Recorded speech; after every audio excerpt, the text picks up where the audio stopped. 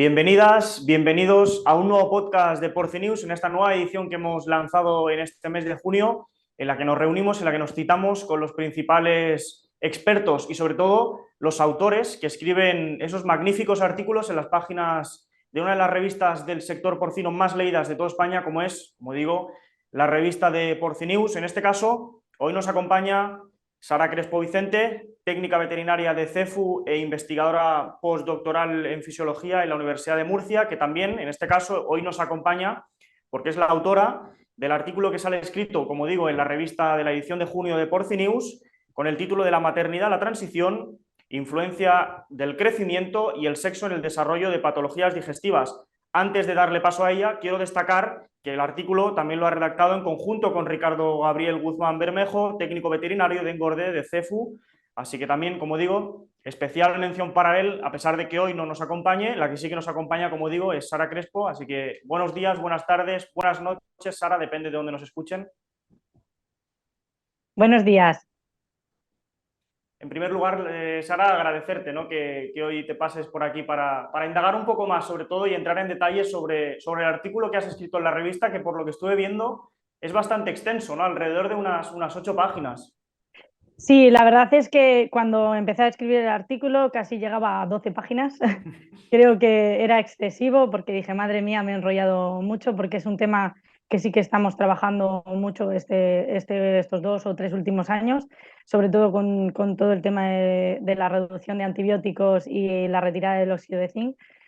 Por lo tanto, reducirlo todo ha sido un poco, bueno, complicado, pero creo que más o menos se puede hacer una idea de lo que queremos expresar o cómo estamos trabajando ahora mismo.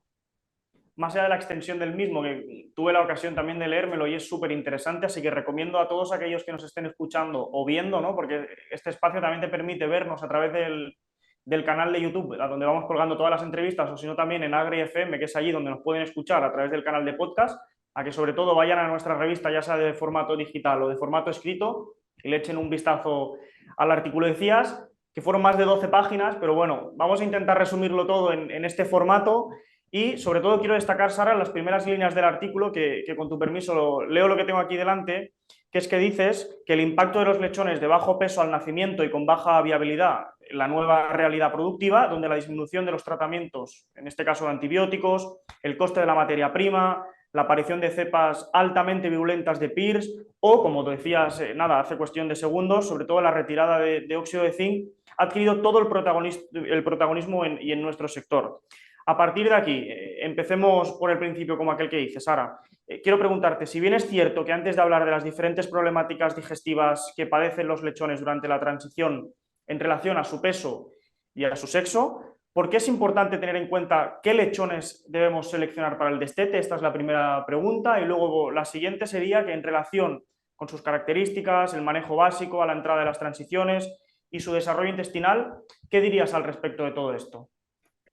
Bueno, básicamente nosotros estamos trabajando en campo basándonos en dos factores que son el peso y la edad. Para mí, igual de importantes ellos dos, porque si un lechón tiene peso pero no tiene edad, no está para poderse destetar, porque al final tenemos claro que una transición va a sufrir un estrés y entonces tiene que ser un animal que esté maduramente preparado para poder afrontar a toda la situación que va a suponer una transición. En primer lugar, lo que solemos hacer en las transiciones, para mí lo más importante es separar a los animales por tamaño y por sexo. Siempre se realiza nada más a la entrada, es decir, la gente de las transiciones está muy acostumbrada a ello, a ese manejo inicial, y luego, sobre todo, utilizamos las cuadras centrales para aquellos lechones que son un poquito más pequeños o que van a necesitar una ayuda, como puede ser un mayor aporte de agua o introducir otras tolvas con un pienso específico para animales más pequeñitos que van a sufrir mucho más el estrés que el resto. También considero que como manejo básico en la transición, los, los animales tienen que tener muy buen acceso al agua, porque si un animal no bebe agua no va a comer pienso. Y sobre todo en lo que más estamos trabajando en los últimos años es en reducir el tamaño de la cuadra. Es decir, antiguamente metíamos casi 40 animales por cuadra, nos hemos dado cuenta que alrededor de 18 o 30 animales, incluso 36 como mucho, es el tamaño óptimo que podemos darle a las cuadras para que haya un desarrollo homogéneo de peso de estos animales, porque si no hay una heterogeneidad de pesos muy grande que nos va a afectar luego en el problema de cargas.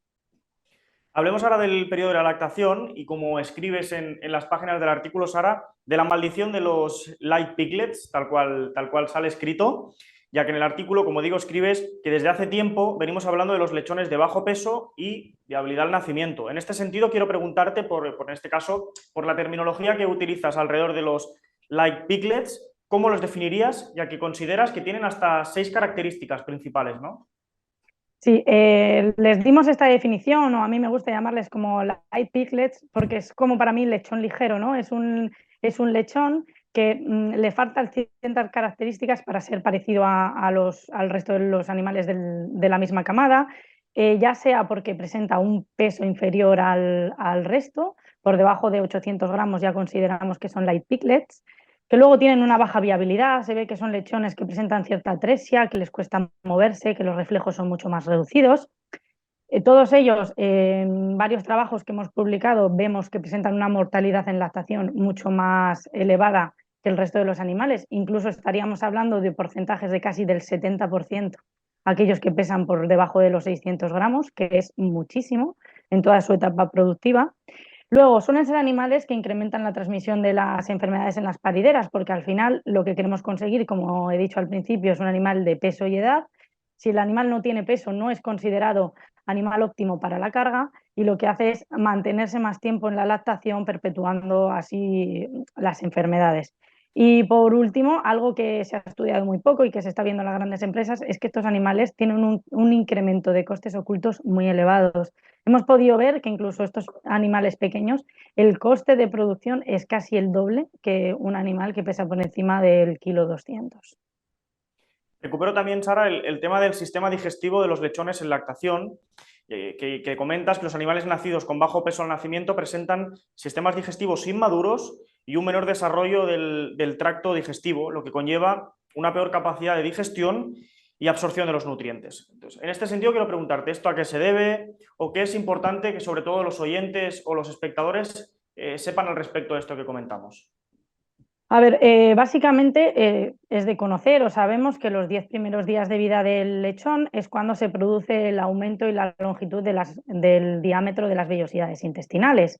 Posteriormente, a partir de los 20 días, estas se empiezan a cortar y aumentan lo que es, se acortan en altura, pero aumentan su profundidad y aumentan su anchura. Y esto hace también que las criptas de las vellosidades sufran un poco de aumento. Esto hace que estos lechones tengan un gran desarrollo en el momento del destete de la capacidad intestinal para poder absorber los nutrientes. En estos animales, cuando hemos hecho el estudio por histopatología, todas estas características no ocurren tan rápidamente, sino que los lechones nos presentan intestinos de aproximadamente cuando tienen 20 días, muy parecidos a animales de 10 y 9 días, es decir, no están desarrollados y esto puede implicar que tengan problemas de malabsorción posteriormente en el destete. Quiero destacar también el momento de la recepción de los lechones, ya que en esta etapa, en concreto, ¿qué debemos tener en cuenta? Vale, básicamente tenemos que concienciar al personal de las transiciones. No debemos olvidar, muchas veces olvidamos que trabajamos con, vale, que si somos veterinarios, trabajamos con animales, pero necesitamos que el personal de la granja esté bien formado y sepa qué tipo de animales tiene que tratar, ver qué necesidades necesitan estos animales en transición, porque va a ser casi el 80% del éxito de que estos animales pequeñillos pues puedan sobrevivir bien a la etapa de transición. Porque además consideras que la reducción de la variabilidad de tamaño, dotando de más espacio y de protocolos de alimentación distintos, debe de ser en este caso una prioridad, ¿no? En esta fase. No sé si Sí, así es o cómo lo explicarías. por supuesto. Básicamente estos animales que consideramos que están un poco más justos para su destete, les damos protocolos de alimentación con piensos específicos para recuperación de lechones, son lo que utilizamos, asociándolos con los piensos propios que tenemos para que estos animales les cueste mucho menos arrancar. Como digo, también solemos poner un aporte adicional de agua, utilizamos ciertos rehidratantes, son animales en los que nos volcamos un poco más para intentar conseguir que sabemos que puede haber cierto crecimiento compensatorio en la transición para llegar a un peso parecido al de sus hermanos, pero realmente sabemos que van a salir con un peso inferior a los cebos y la idea es que por lo menos los animales que sean capaces de salir pues sean animales totalmente viables. Para seguir avanzando, luego también invito a, como digo y como he dicho antes, a que todos los espectadores y a todos los oyentes echen un vistazo al artículo que has escrito, Sara, porque como decía antes, es magnífico. A veces también cuesta un poco, ¿no?, recuperar todo lo más importante, porque al ser tan extenso es difícil quedarse con los puntos más importantes, pero cuando preparaba la entrevista me llamó la atención la siguiente pregunta que quiero y me gustaría que si pudieses detallarlo un poco, ya que considero que es bastante importante, y es que por qué es importante trabajar con flujos de animales de la misma edad para evitar la transmisión de patologías.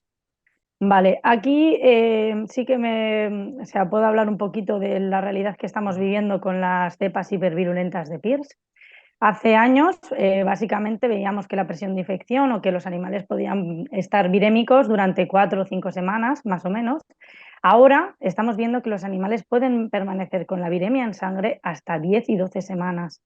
Entonces, ¿esto qué implica? Que es una presión de infección muy grande en las transiciones. Es donde más se nota. Sí que es cierto que en lactación hay problemas, pero en las transiciones la verdad es que mantener animales durante más tiempo en el periodo de transición lo que hace es que la presión de infección propia de las transiciones aumente mucho. Cuando un animal es virémico, ya sea un virus PIRS o un virus influenza, esto hace que se desarrollen patologías secundarias como otro tipo de enfermedades, Glasser o Strepto. Y la idea de mantener el todo dentro y todo fuera en las transiciones va a ser con lo único que vamos a poder trabajar en la realidad que estamos viviendo. Sara, en el artículo, otra de las etapas que se destacan en la de las alteraciones digestivas en el postdestete, ¿no? En esta línea, creo que es necesario indagar más en el síndrome de las diarreas postdestete, tal como queda reflejado en el artículo, y de qué se trata este síndrome, en qué momento exacto ocurre, qué factores desencadenantes de este síndrome son los más importantes. Vale, realmente, como dice la palabra, el síndrome de diarreas postdestete es una enfermedad digestiva que pasa básicamente en las 2 primeras semanas postdestete, justo cuando los animales sufren el estrés del propio destete, la digesta baja y esto hace que muchos de ellos presenten las diarreas más profusas. Básicamente suele estar asociado a E. coli, pero pueden aparecer otro tipo de patologías digestivas, por lo que tenemos que hacer un diagnóstico laboratorial bastante exhaustivo para saber quién está participando y cómo nos están pasando estas diarreas postdestete.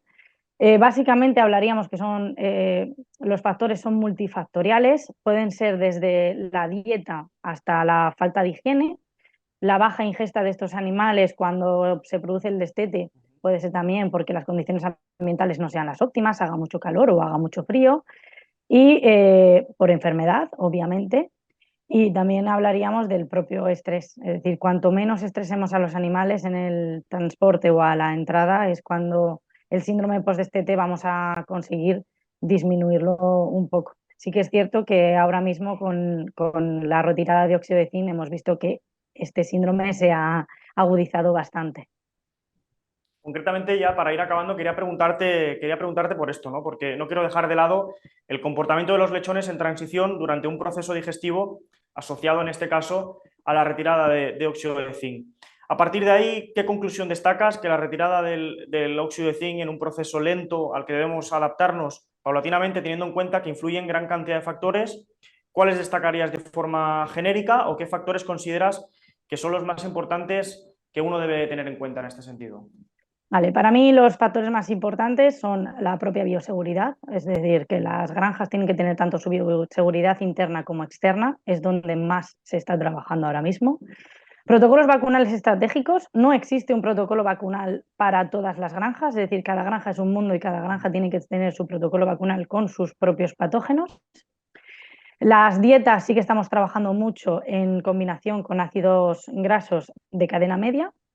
Y sobre todo algo que es muy básico, pero que llevamos hablando de ellos casi 40 años, pero que todavía no hacemos bien, es la limpieza y la desinfección.